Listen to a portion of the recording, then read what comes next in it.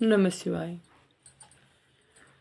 देवताओं सहित ब्रह्मा का विष्णु लोक में जाकर अपना दुख निवेदन करना। श्री विष्णु का उन्हें शिव से अक्षमा मांगने की अनुमति दे उनको साथ ले कैलाश पर जाना तथा भगवान शिव से मिलना। वीडियो को लास्ट तक सुने और अच्छी लगे तो शेयर भी करें, कमेंट और सब्सक्राइब जरूर करें, चैनल को बढ़ावा दें। भगवान शिव की कथाएं ध्यान से सुने। नारद जी ने कहा कि विधाते महाप्रयाग, आप शिव तत्वों का साक्षात कराने वाले हैं। आपने यह बड़ी अद्भुत एवं रमणीय शिव लीला सुनाई है। तात वीरभद्र जब दक्ष के यज्ञ का विनाश करके कैलाश पर्वत पर चले गए तब क्या हुआ, यह हमें बताइए। ब्रह्मा जी बोले, नारद, रुद्रदेव के सैनिकों ने जिनके अंग भंग कर दिए थे वे समस्त पराजित देवता और मुनि उस समय मेरे लोक में आए। वहां मुझ शंभु को नमस्कार करके सबने बारंबार मेरा सत्वन किया। फिर अपने विशेष क्लेश को पूर्ण रूप से सुनाया। उसे सुनकर मैं पुत्र शोक से पीड़ित हो गया और अत्यंत व्यग्र हो व्यथित चित्त से बड़ी चिंता करने लगा। फिर मैंने भक्ति भाव से भगवान विष्णु का स्मरण किया। इससे मुझे समयोचित ज्ञान प्राप्त हुआ। तदंतर देवताओं और मुनियों के साथ मैं विष्णु लोक में गया और वहां भगवान विष्णु को नमस्कार एवं नाना प्रकार के स्तोत्रों द्वारा उनकी स्तुति करके उनसे अपना दुख निवेदन किया। मैंने कहा कि देव, जिस तरह भी यज्ञ पूर्ण हो, यजमान जीवित हो और समस्त देवता तथा मुनि सुखी हो जाएं, वैसा उपाय कीजिए।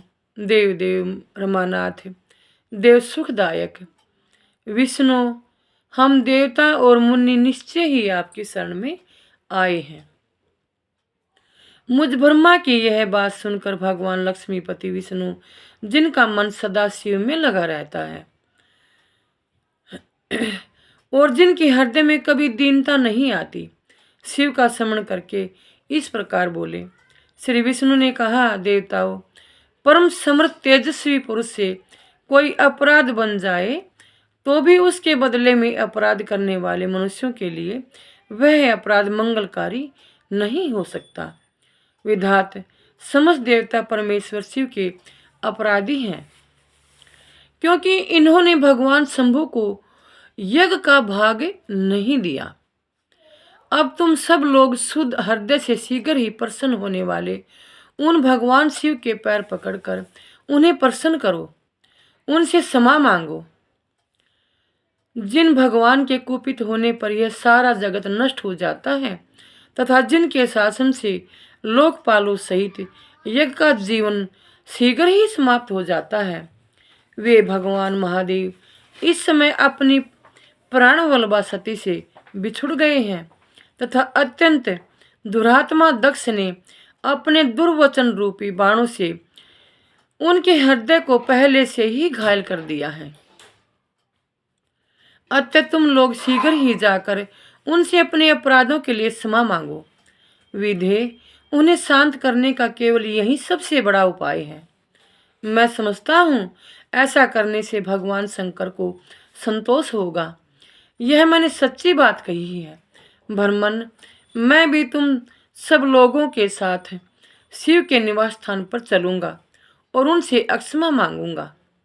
देवता आदि सभी सहित मुझ ब्रह्मा को इस प्रकार आदेश देकर श्री हरि ने देवगणों के साथ कैलाश पर्वत पर जाने का विचार किया। तदंतर देवता, मुनि और प्रजापति आदि जिनके स्वरूप ही हैं, वे श्री हरि उन सब को साथ ले अपने बैकुंठ धाम से भगवान शिव के शुभ निवास गिरिश्रेष्ठ कैलाश को गए। कैलाश भगवान शिव को सदा ही अत्यंत प्रिय है। मनुष्यों से भिन्न किन्नर, अप्सराएं और योग सिद्ध महात्मा पुरुष उसका भली भांति सेवन करते हैं तथा वह पर्वत बहुत ही ऊंचा है। उसके निकट रुद्रदेव के मित्र कुबेर की अलका नामक महादेव एवं रमणीय पुरी है। जिसे सब देवताओं ने देखा। उस पुरी के पास ही सौगंधिक वन भी देवताओं की दृष्टि में आया है, जो सब प्रकार के वृक्षों से हरा भरा एवं दिव्य था। उसके भीतर सर्वत्र सुगंध फैलाने वाले सौगंधिक नामक कमल खिले हुए थे। उसके बाहरी भाग में नंदा और अलकनंदा, ये दो अत्यंत पावन दिव्य सरिताएं बहती हैं, जो दर्शन मात्र से प्राणियों के पाप हर लेती हैं। यक्षराज कुबेर की अलकापुरी और सौगंधिक वन को पीछे छोड़कर आगे बढ़ते हुए देवताओं ने थोड़ी ही दूर पर शंकर जी के वट वृक्ष को देखा। उसने चारों ओर अपनी अविचल छाया फैला रखी थी। वह वृक्ष 100 योजन ऊंचा था और उसकी शाखाएं 75 योजन तक फैली थी। उस पर कोई घोंसला नहीं था और ग्रीष्म का ताप तो उसे सदा दूर ही रहता था।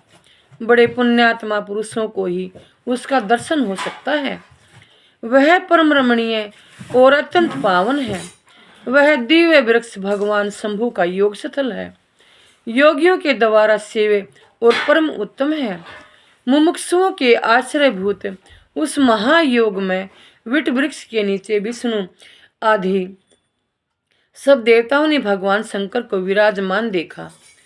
मेरे पुत्र महासिद्ध सनकादि, जो सदा शिव भक्ति में तत्पर रहने वाले और शांत हैं, बड़ी प्रसन्नता के साथ उनकी सेवा में बैठे थे।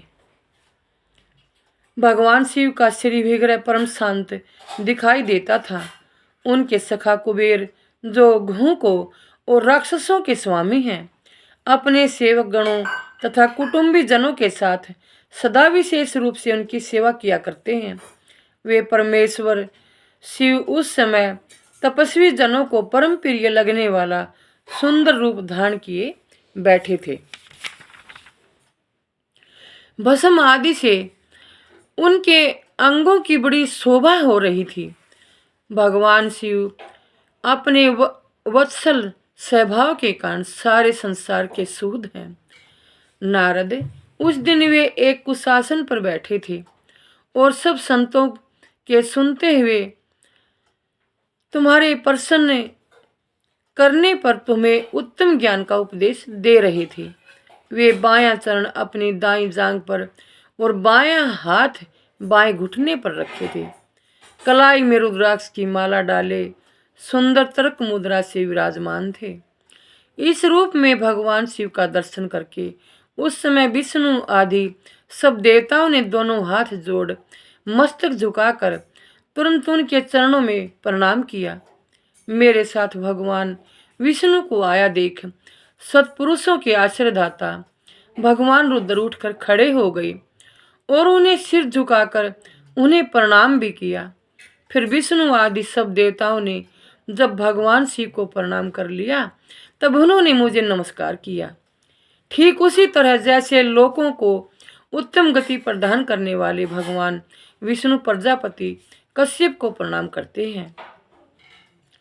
तत्पश्चात देवताओं, सिद्धों, गणाधीशों और महर्षियों से नमस्कार तथा स्वयं भी श्री विष्णु को एवं मुझको नमस्कार करने वाले भगवान शिव से श्री हरि ने आदरपूर्वक वार्तालाप आरंभ किया।